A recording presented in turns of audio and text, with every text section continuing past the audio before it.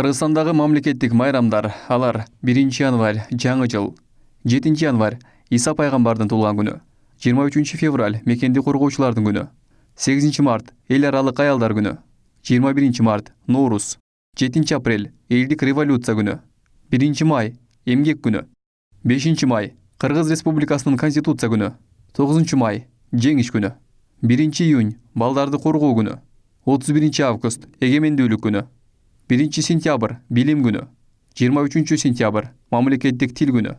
Ал эми Орус айт ай календары боюнча белгиленет. Курман айт болсо Орус айттан 70 күн өткөндөн кийин белгиленет. 7-ноябрь Улуу Октябрь социалисттик революциясынын күнү. Аталган майрамдардын ичинен 3-ü диний майрамдар болуп эсептелинет. Диний майрамдардын бирөө Иса пайгамбардын туулган күнү, христиан дининдегилердин майрамы болсо, Орус айт жана Курман айт ислам динин тутунгандардын майрамы болуп саналат.